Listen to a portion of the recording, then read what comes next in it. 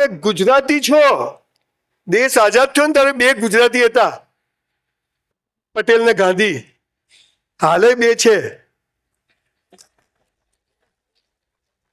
અને પછી પણ બે ગુજરાતી જશે, એક હું છું ને એક શોધું છું.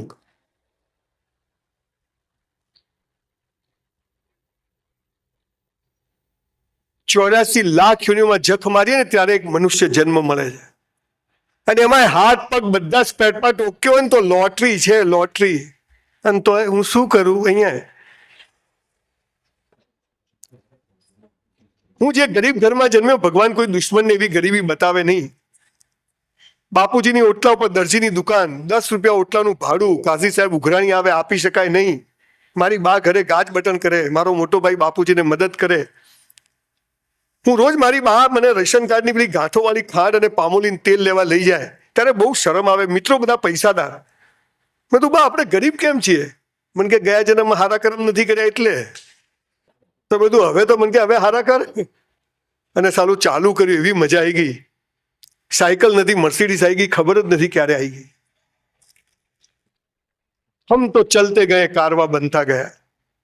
આપણને બધાને તકલીફ શું છે? સાલી સ્કૂલ કોલેજોમાં જે ભણાવે છે ને, જીવનમાં કામ નથી આવતું, અને જીવનમાં જે સાલું કામ આવે ને હાલા સ્કૂલોમાં ભણાવતા નથી. આપણને શીખવાડ્યું સુખનું વિરોધી શું? દુઃખ. દિવસનું વિરોધી શું? રાત. જન્મનું વિરોધી શું? ડફોડ બનાવે. સૂર્ય કઈ બાજુ ઉગે? પૂર્વમાં. કઈ બાજુ હાથમાં? પશ્ચિમમાં. સૂરજ ઉગતો જ નથી, આ ડામચીઓ ફરે છે. એ તો ત્યાં છે, તો એક દોરો ખસે ને પૃથ્વી સળગી જાય.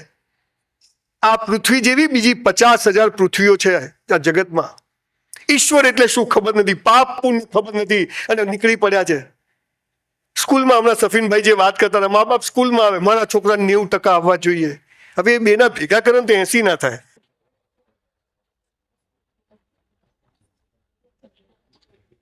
મા બાપ છોકરાઓને કે આગળ વધો, એટલે કે ભીતે માથું કૂટે.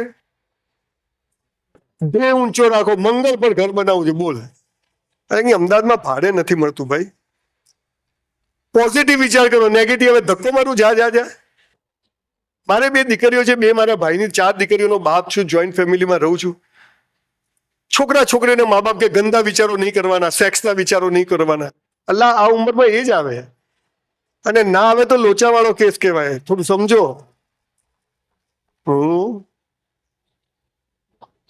બધું ચાલે છે. મોટા થાવ ખબર પડશે. હું પડશે? તું દિવેલ પીધેલો ફરે, હું દિવેલ પીધેલો ફરી. શું ખબર પડે? શું ધાડ મારી? તે 80 કરોડને સરકાર ખવડાવે છે. દિલ હે કે માનતા નહીં. હવે આ વિડીયો વાળા ભાઈ તમે થોડાક બેસી જજો. હો, હવે આપણે બહુ થઈ ગયું મારું. એટલે તમે સારું કામ કરજો, મારે ગોખેલું ભૂલી જવાશે, બીજું કશું નહીં. એટલે બેસી જાઓ તમે મસ્ત. સરસ. બિચારા એમનું કામ છે, પછી હું જ પૂછી લા વિડીયો ક્યાં ગયો. પણ હવે આજે માફ કરી દો મને. આજે એક તો તેજસભાઈ આવ્યા છે, હું એમે થોડો ફર્સ્ટેડ, એમ થોડો બરાબર નથી, અને એમાં સફીને બેટિંગ કરી. મેં તો હાલો આપણો નંબર જ નહીં આવે. માફ કરજો, એ ઓફિસર છે, મારે એમને સાહેબ કહેવા જોઈએ, પણ એની ખાનદાની છે કે એને બહુ જૂની વાતો આજે કરીને, એટલે એ પણ સફીન વિશે વાત કરું તો મારે પાલનપુર પાસે એક નાનકડું કાણોદર ગામ, એના મમ્મી અમારા જેવી જ પરિસ્થિતિ, અને ગરીબ ઘરમાં જન્મીને અને એને એક્સિડન્ટ થયા, એની તો સ્ટોરી બહુ જોરદાર છે. કોઈ વાર ફરીથી વાત કરીશ, પણ આવા મહાન લોકો બેઠા હોય ત્યારે સીધી વાત પર આપણે આવીએ. 5 વર્ષ પહેલા, 10 વર્ષ પહેલા ઘરમાં મારી વાઈફ નથી સાંભળતી, અત્યારે 2 કરોડ લોકો સાંભળે છે. હું મારી વાઈફને લઈ આવું છું કે જો લોકો કેટલું સાંભળે છે. This is all about time. આપણે બધા જ, આપણને કોઈ રસ્તો બતાવે, આપણે કંઈક કરીએ. શું કરીએ તો સફળતાની વ્યાખ્યા? What is the definition of success? 50 તોલા સોનું લઈને લગ્નમાં જાય ને પહેરીને, ફોટો સારો આવવો જોઈએ. તારો ભિખારી નહીં જ આવે કોઈ દિવસ સારો, એમ કે દાગીના પહેરવાથી ફોટા સારા આવતા હશે. સાહેબ 5 લાખ રૂપિયાનું ડાઇનિંગ ટેબલ આવે, પણ 5 લાખમાં ભૂખ ના આવે. 5 લાખનો પલંગ આવે, પણ 5 લાખમાં ઊંઘ ના આવે. જીવન શું છે? કેમ જન્મ્યા? રામ જાણે. આવી ગયા તો આવી ગયા. કેમ મરી ગયા ખબર જ નથી. સાહેબે કીધું ને, શ્રદ્ધાંજલિ. કોઈ પણ મરી જાય તો સ્વર્ગસ્થ, હલા કોઈ નર્કમાં જતું જ નથી. બધું ચાલે છે. દિવાલો ઉપર લખે ગરીબ કી સેવા પ્રભુ કી સેવા. એનો મતલબ ગરીબી ચાલુ રાખો, કે ગરીબ હશે તો સેવા થશે. ઉલ્લુ બનાવવાના ધંધા. કોઈને સાહેબ તમારામાં રસ નથી સાહેબ. પણ there were 43 civilizations in the world. Greek, Babylon, huge civilization. Out of 43, all 42 collapsed. Only Sanatan civilization survive in the world. જેમાં આપણે જન્મ્યા છીએ. અને એનો સંદેશ શું હતો? એવી કઈ વાત હતી કે આ દેશ પર હજારો વર્ષ લોકોએ હુમલા કર્યા, આ દેશ અડીખમ ઉભો છે. આજે પણ તમે મારા જેવા નોન પ્રોફેશનલ માણસને સાંભળવા આવો. તમે મને નથી સાંભળતા, તમે તમારી જાતને સાંભળો. પણ તમે બોલી નથી શકતા, હું બોલું છું. આપણને કોઈ માણસ ક્યારે ગમે છે જ્યારે આપણું પ્રતિબિંબ એમાં દેખાય. બાકી 200-500 રૂપિયા ખર્ચીને કોઈ સાંભળવા જેવા ઘેર વિડીયો મફત આવે છે, અને એમાં અમદાવાદી. એટલે આપણે તો બહુ જ સફળ છીએ જીવનમાં, સફળ છે, તકલીફ હતી. પણ એ ગરીબ ઘરમાં જન્મ્યો. એકવાર મારા ઘરે મારા બાપુજીને મેં કીધું સાયકલ લાવી આપો. મને કે કેમ? મેં કીધું બધા સ્કૂટર લઈને આવે ને અમારે ચાલતા. મને કે આપણો પનો નથી પહોંચતો. મેં કીધું એટલે શું? મને કે બધું હાંધા નથી મળતા. તો મેં કીધું પણ લાવી આપો, નહીં તો સ્કૂલ નહીં જવું. And that was the turning point of my life. It's change my entire thought process of life. મને કે હાલા કોઈ કરોડપતિને ત્યાં જન્મ્યો હતો? હું સાલી વાત આજે અહીંયા શું કરવા આવ્યો? ધીરુભાઈ ત્યાં જન્મ્યો હતો, કોઈ તકલીફ હતી? પણ મેં કીધું એ તો મારા હાથમાં નથી. મને કે બધું તારા હાથમાં છે. મેં કીધું કેવી રીતે? મને કે ખૂબ કસરત કર, ખૂબ ચોપડીઓ વાંચ, તન અને મન સરસ હશે ને તો બેટા ધન આવી જશે. તન અને મન. સાહેબ આજે આઈ એમ 58. સાહેબે મને પૂછ્યું, કાલે મને 1 પૂરું થયું, કાલે 59 નો અક્ષર લાગશે. 59મું વર્ષ ચાલુ થશે. નો ડાયાબિટીસ, નો બ્લડ પ્રેશર, દવા નથી ખાતો, મસ્ત કામ કરું છું, સરસ જીવું છું.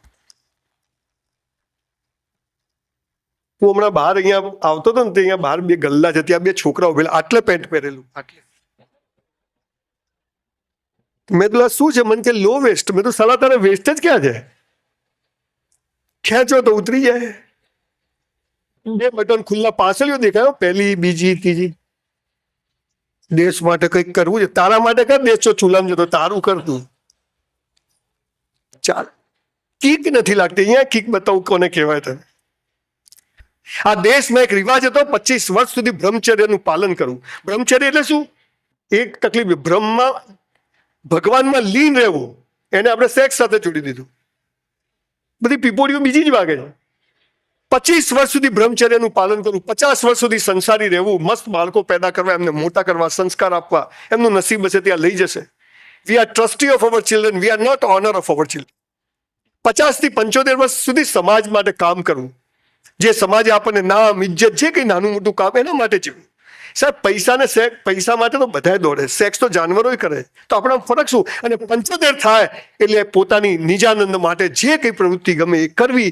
એ દેશના લોકો અત્યારે આવડા નાના નાના છોકરા 6ઠ્ઠા હાથમાં બને, જાનુ આઈ લવ યુ.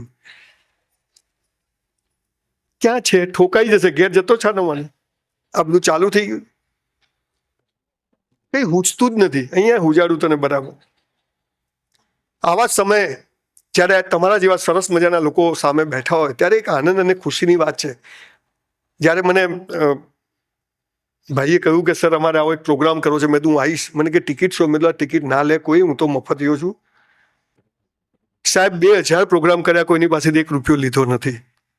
અને કદાચ લઉં છું તો એ ચેરિટીમાં આપી દઉં છું. લઉં છું હવે તો, કેમ કે કોઈ પણ વાર્તામાં એક વાક્ય આવે, એક દરિદ્ર બ્રાહ્મણ હતો અને એક ધનિક વાણીઓ હતો. બામણ સાલો ગરીબ જ હોય. એકચ્યુઅલી હું એને શોધું છું, સાલો જડતો નથી કોને લખી વાર્તા.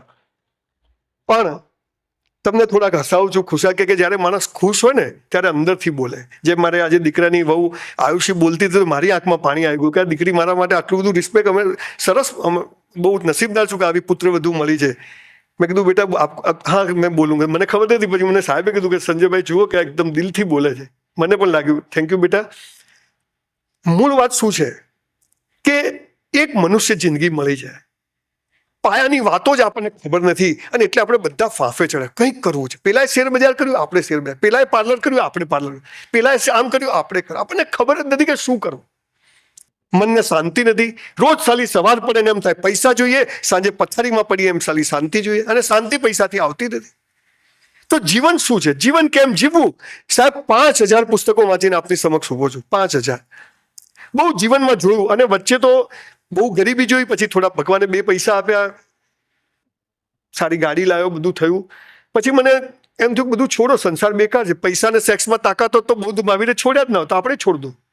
એટલે હું જબ્બા લેંગા ઉપર આવી ગયો, સ્લીપર પહેરવા માંડ્યો, નાની ગાડી લઈને ફરવા માંડ્યો. પછી બધા સાધુ સંતોની પાછળ ફર્યો, બહુ બધા સાધુ સંતોની પાછળ ફર્યો. મહિનો તો નહીં મજા, બીજે ત્યાં મજા નહીં. 6 મહિના પછી પાછો આવી ગયો અમદાવાદ. પાછો ઝેડ બ્લુમાં જઈને 25 જોડી કપડાં સીવડાયા, નવી મર્સિડીઝ લીધી. મેં તો હવે મસ્ત જીવો ભાઈ. કેમ? ધ્યાનથી સાંભળજો. આશ્રમો બનાવી અને એમાં સંસાર ઉભો કરવો એના કરતા સંસારમાં જ આશ્રમની જેમ જીવવું વધારે સારું છે. અહીંયા પેલું તો બહુ સહેલું છે, બધું છોડી દેવાનું, કઈ લડે. અહીંયા તો મહિના જોડ બબાલ હોય, બાજુવાળા જોડે હોય, હાળો પેલો જેઠાલાલ જેવો હોય, જરૂર શું? તમે તો બધું બાપજી બધું છોડી, ત્યાં છોડવું તો હાવ સહેલું છે, પકડીને ઉભા રહેવું અઘરું છે ભાઈ. એટલે પણ ક્યાંક આ દેશમાં 7 લાખ, આપણે થોડું પાયામાં જવાની જરૂર છે. 7 લાખ ગુરુકુળો હતા, 64 કલાઓ શીખવવામાં આવતી હતી. મનુષ્યનું આ પૃથ્વી પર આવવું, ત્યાંથી માંડીને મૃત્યુ શું છે એ શીખવવામાં આવતું હતું. એના બદલે આજે ટકા કેટલા આવ્યા? અરે ભાઈ બરોબર છે, કોઈ પણ સ્કૂલમાં તમે જુઓ તેજસ્વી તારલાઓનું સન્માન, અમારી સ્કૂલનું ગૌરવ, પહેલો બીજો ત્રીજો, છેલ્લા 3 નંબરનું શું? અમારી જેવી નોટો ત્યાં જ ઊભી હોય. દોડવાની હરીફાઈ થાય, પહેલા બીજા ત્રીજાનું સન્માન, એટલે છેલ્લા 3નું શું? આ 3 ભાગ ના લે તો નંબર આવે? આ એકલા ક્યાં દોડે? જાઓ દોડો. એટલે આ છે તો તું છે ભાઈ, આ છે તો તું. દરેકની કિંમત છે, દરેક જરૂર. ઈશ્વરે બધું જ બનાવ્યું છે. સાહેબ ડોક્ટર બધા તેજસભાઈ ના બની શકે, તો કોઈક વિરલો એક બની શકે. બધા ચા વેચવાળા નરેન્દ્રભાઈ થઈ જાય, અમિતાભ બચ્ચનનો છોકરો સુપરસ્ટાર થઈ જાય, જાહેરાત નહીં મળતી બિચારાને.